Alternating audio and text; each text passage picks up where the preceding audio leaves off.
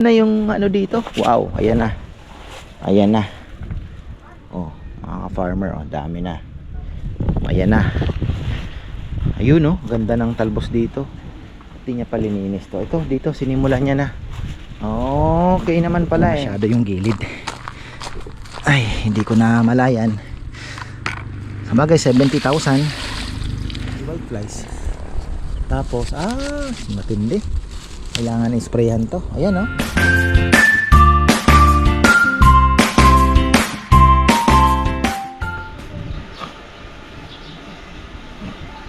Yan, magandang buhay mga farmer. Silipin natin tong iniwan ko kay Junjun na Junjun, kay Kongkong na kahapon. Inutos ko sa kanya, sabi ko kung wala ka namang gaanong gagawin na mag-umpisa ka nang maglinis dito sa may paligid. Ayan, nag-ikot na rin pala ako sa mga papaya at nako, pabukas to. Malakas ang hangin, layo pa tong mahinog.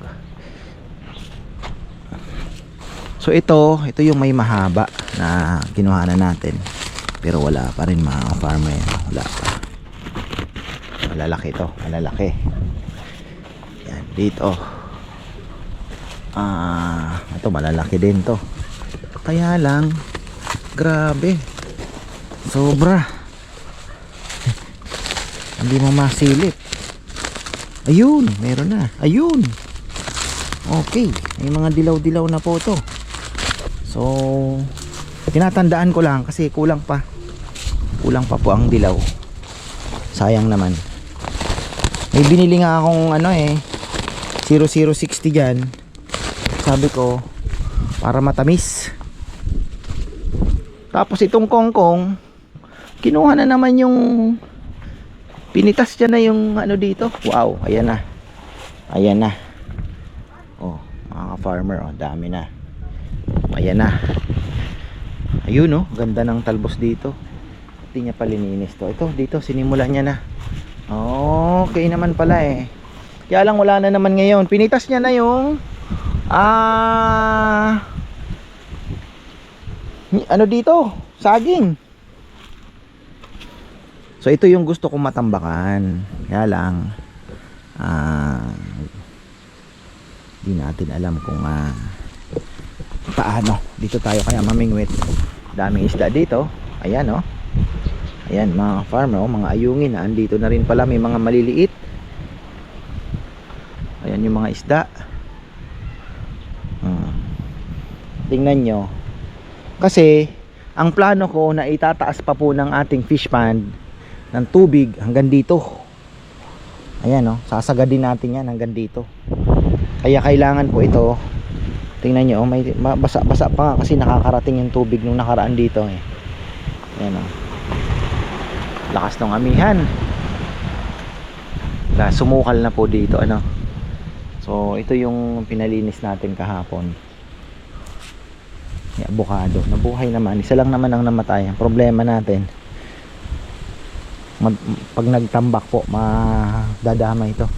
Pero gusto ko na rin pong palitan kasi nga duda ako dito sa mga nabili ko na to eh. Sabi ko yung ano na lang, pero may evergreen yung iba dito eh. Natin na lang, basta importante ito po ay matambakan talaga. Ito yung hinahabol natin na sana matambakan. Pumasok si Kongko, ano kaya ginawa niya? May importanteng ginawa. Ay, yan.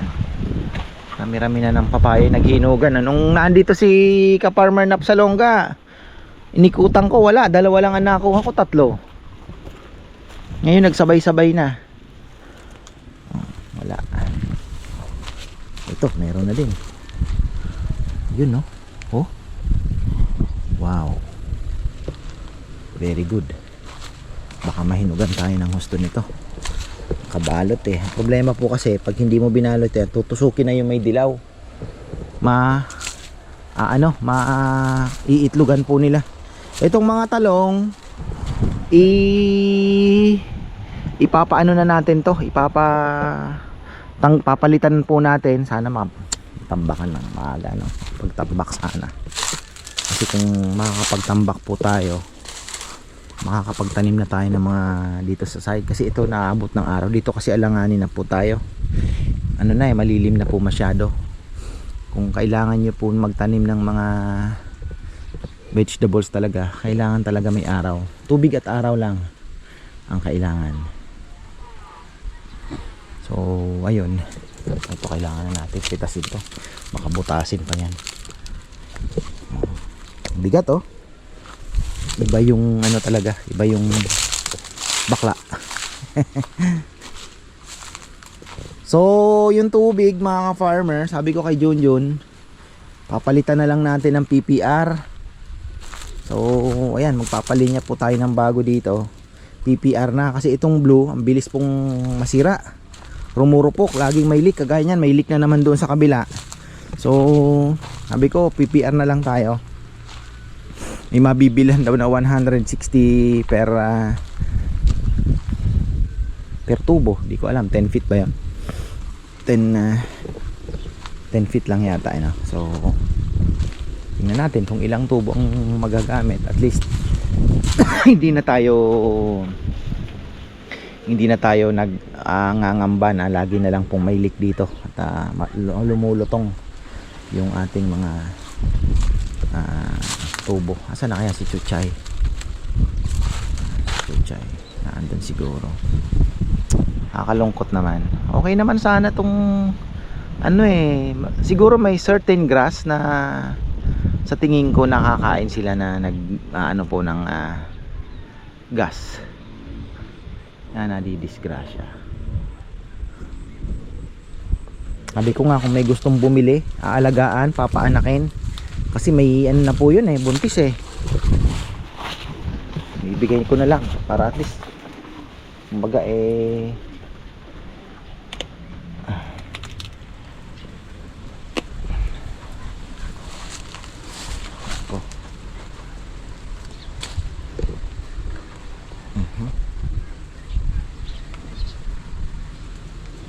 Uy, shoutout pala sa mga mahilig sa papaya dyan. 4. Ayan, tuloy natin yung vlog kahapon. Di ko na naka 7 minutes lang tayo. So ayan po, half day na naman sila, at marami pa pong kailangan. Shoutout pala kay Ate Sol. Ayan mga farmer, kasi ano siya sa nyog, linalagyan po ng buhangin. Effective naman po yun ate, pero sinubukan namin, pero may nakakalusot pa rin na makapalang mukha talaga na uwang. Kaya ang ginagawa namin, nag-aano pa rin po ako ng Puradan, tapos minsan yung Magnum, kasi talagang doon sila na dadali, namamatay po sila. Parang pansin ko may season po yung uwang ng nyog. Parang dito lang po ang kinakain, pero dito wala pa ako nakitang may kinain sila, mga nyog dito. So yung naan dito, yun ang napeperwisyo, pero ngayon naka-recover naman na, at one of these days kailangan na naman pong maglagay din naman ng Magnum. So every 3 weeks kailangan talagang maglagay. Tapos yun nga, minsan buhangin naglalagay din po kami. Parang may season sila nung nakaraan, a few months ago, mga 5 months ago. Marami po ang maraming uang ang naglabasan. So ayun, pero ngayon okay na. Tapos Rambo, ayan yung ating mabolo, may mga bago na naman pong lumalabas. Kaya lang talagang yung paniki matindi po yung paniki. Tinitingnan ko itong ating okay, mga kaibigan tayo. So ayan ang rambutan natin. Ano na naman kaya ang problema? Why are you red? Meron pala akong konting dyan, urea. Subukan natin magdilig ng konting urea, dahil parang kulang ang mga farmer, kulang yung ating nitrogen ay binibigay sa ating halaman. Ayan 2 handful ng nitrogen. Pure nitrogen lang po to ha, 4600. Kasi marami naman pong ibang micronutrients naman yung kasama yung ating mga linalagay, di ba? So baka lack of nitrogen lang. Kaya medyo pati yung rambutan natin lalagyan din natin. Ayan oh. So ito halo ng konti dun sa avocado natin dito. Subukan natin. At ang bad news mga ka-farmer, ayan, yung sasakyan kaya ako linalagay doon, may daga na naman. Buwisit ng mga daga. Ayan oh. Yung iba talaga pag nasa ano ka, nasa alam niyo na, bukid. Yung mga daga na yan, uubusin natin yan. Hindi pala mauubos yan, kukontrolin. So ayan, isang parang may nangangain din ha. Parang may nangangain, tingnan nyo oh. Insekto. Ano ba yan? Pinuputol yung ating dahon. Kasi meron ditong isa oh, tingnan nyo. Eh, tinirahan din oh. Ayan. Hindi ko po alam kung tao, baka yung mga bata. Sana hindi. Ang hirap kasi pag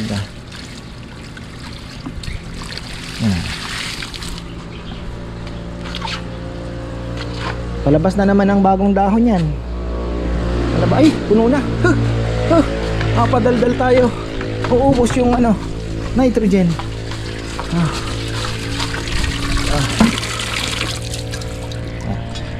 Ito na lang, nandito pa.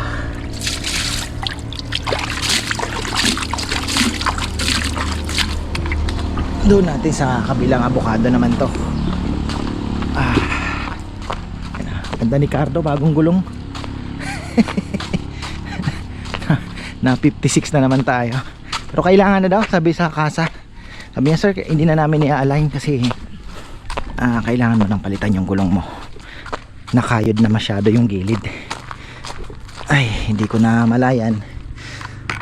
Sabagay 70,000 kilometers. Kung saan ko na rin naman. Sabi nga ni Bebe, okay na yun, kaya masyadong magdamdam kasi sulit naman na. Yan.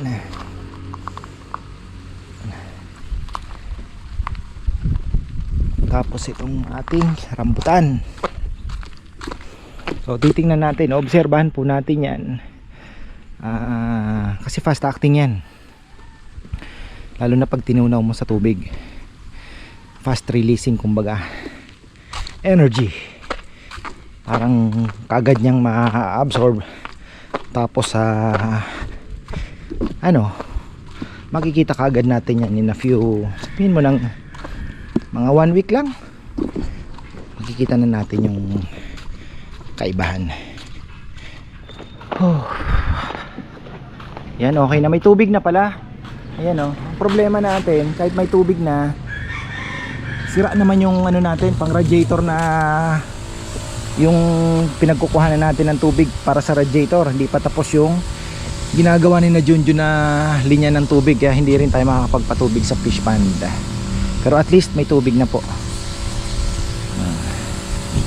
Ito ay may konting vitamins para sa kanila. Kasi meron ako napanood, little lang daw, every mayroong drop, pa konti-konti, diba? Yun nga lang, may problema po ang ating mga orchids. Mayroong parang magandang dahon, mayroong parang tumutuyo, may mga bumubulak-bulaklak, di ko maintindihan.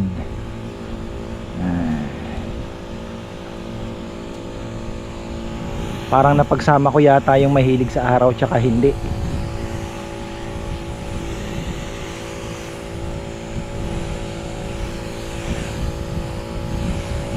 Yan oh, ganda oh. Ang ganda pa naman ng mga bulaklak.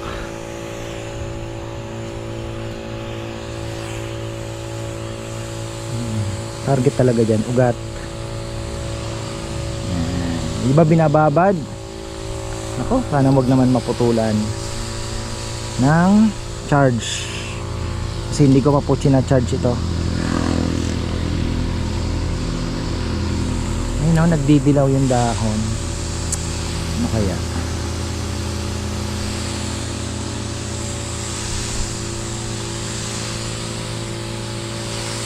Ito namatay.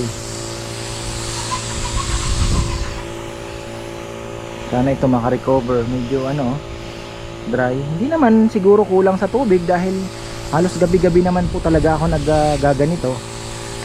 Gabi-gabi. Hindi naman every 2 days, mapapagod naman tayo. So every gabi-gabi. Ngayon lang talagang aalis kami kaya hindi na ako ngayon ng hapon. Pero mostly kahit anong oras po sa gabi na bago ako matulog pag nag-i-spray tayo ng nagdidilig ba. Sabi ko nga pag may halaman ka para kang may alaga eh. Kailangan kumain, di ba? Hindi pwedeng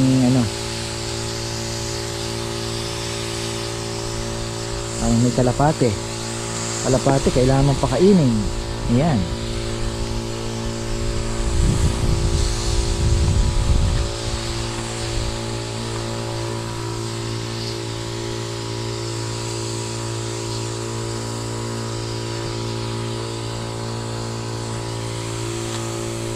Ito maliit lang ay anti-flower, nagbigay po siya. Ayun, papaayos na ni Bebe, kailangan niya daw ng pasong malaki at ayusin namin yung halaman na binigay ni tita.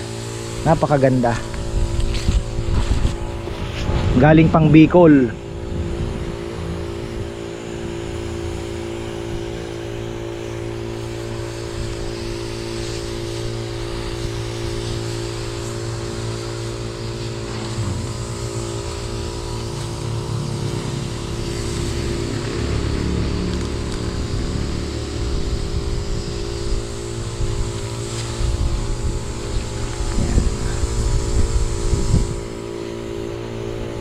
Opla, dito yung pick up ng lechon kanina. Puntahan natin. Maaga pa eh, napaaga sila. Ayan o. Kanina nagbablog ako dun sa orchids, nag-i-spray. Nako, patay na pala yung ating mga farmer, patay na yung ating battery. So ayan, nandito tayo ngayon sa ating ito po, itong Brazilian grapes ko. Mukhang kailangan ko pa pong magdagdag ng isa pa o dalawa pa kasi ang sarap po nito. Magi-enjoy po ang mga bata dito at matatanda. Ngayon, pag kami po ay napasyal pa ng doon kay Mark, bibili pa po ako ng ganito. Pero ganyan nakalaki kasi ito sigurado na po ito na mabubuhay kasi sabi nga nung mga 1 year lang yan sir, sabi niya baka magbunga na yan eh.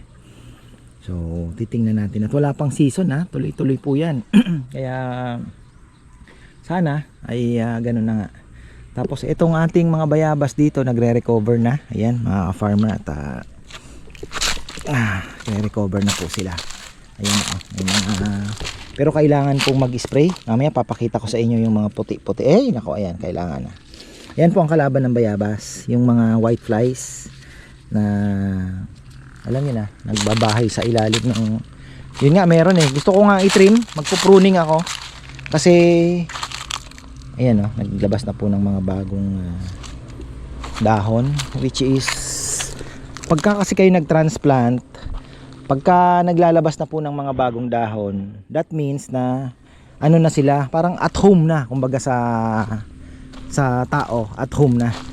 Ayan ito to, yung mga ano ba gusto niyo sino kayo, ano ba kayo? Uod uod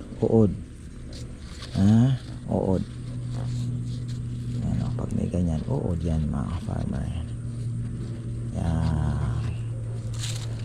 Itong isa talagang matindi po grabe, ang pangit ng lupa pero malambot lalabas naman yan ng bagong dahon. Ayan so itong dito, paano ba ako aakyat dito? Pakita ko sa inyo. Kailangan namin mag-spray talaga. Napakahirap po talaga nang wala kang i-spray sa mga halaman. Napakahirap. Sa totoo lang. Gustuhin mo man. Ito oh, tingnan nyo. Sabi ko nga kahapon, ito gusto kong i-trim. Tingnan nyo, dami pong kalaban. Ayan oh, lumalabas yan pag summer. Ayan oh, white flies. Oh, aphids, white flies. Oh, ayan. Hindi ko alam kung, I think it's white di white flies. Tapos, matindi. Kailangan i-sprayan to. Ayan oh. Kita nyo yan? Yan po ang kalaban. Oh.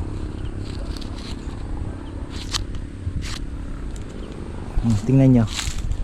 Tingnan nyo. Malala na.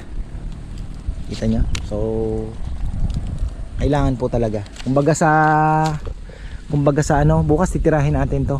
Kumbaga sa tao, sandamakmak ng kuto. Farmer, sandamakmak ng kuto. Ay, namatay na po yung ibang mga dahon na yan. Kita nyo? Grabe na ano. We need to do it. Na late nga ngayon ko din lang natutukan talaga. So ipopruning ko po ito. Tapos tatabasin na natin yan. Pruning natin. Tapos maglalabas naman po yan ng bagong dahon. Kasi grabe na. Ayan o. Bayabas natin. Hindi naman siya kasarapan. Actually kasi pagdating po sa native pong bayabas, tsambahan din. Minsan yung mga tumutubo lang, yun pa yung masarap. Kagaya po nito to, tumubo lang ito dito hanggang sa lumaki na hayaan namin. Native pong bayabas ito. Actually mahirap po maghanap ng native na bayabas sa mga seedlings. Tapos tsambahan din ang sa dami po ng variety native. May kulay pula, may kulay puti, napakarami pong variety. Kaya swertihan po talaga pagdating sa native na bayabas, which is ang native naman po masarap talaga. Yan yung mga tipong may throwback sa atin, di ba, nung mga bata tayo. Tanda na talaga ako yung inaakyat namin, yun nga mga farmer, tumatakas ako sa school pag cleaners ako. Babalibag ko lang yung sa tita kasi nung best friend ko, yung teacher namin, ibarkada ko siya. Pagka takas na kami sa kabila, si Hernan Octavo, ayan, ng San Vicente, Tabaco, Albay, aking best friend noon. Kaya kami dalawa ni Hernan, tatakas na kami pag cleaner kami. Tama yung likod po nung eskwelahan,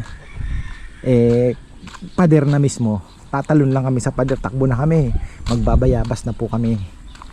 Yun, nakaw.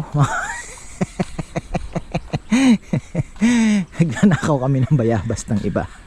Masarap naiintindihan ko din po yung mga bata na dahil dinaanan ko din yan, namamayabas Parang si Solomon ng Facebook, mga bossing, yun, mga farmer. Hindi na daw nag-aral dahil sa pamamayabas din siya. Yun naman ang kanyang rason, which is naintindihan ko dahil talagang naranasan ko yan, mamamayabas. Farmer. So ayan, nadiligan na po natin to ng urea. At ngayon ang hihintayin natin, obserbahan natin ito na hindi magandang dahon. Dapat green po yan. Yan po ay aabangan natin. Ayan, yung mga green na yan. So titingnan po natin yan. At ganun din sa kabila. So lack of posibleng nitrogen, kasi pag nagdidilaw, nitrogen po ang kulang. So ayun, in-address na natin. Tingnan natin kung after ilang days dapat magi-green na yan, tapos maglalabas ng panibagong dahon. So ayun po mga farmer, ang ating ganda ng bulaklak. Kaya lang tingnan nyo, something is wrong.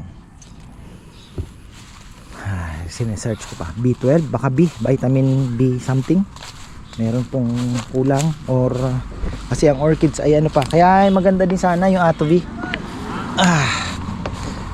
So ayan po mga farm artist, na ituloy natin at meron tayong upload ngayon sa ating simple pleasure.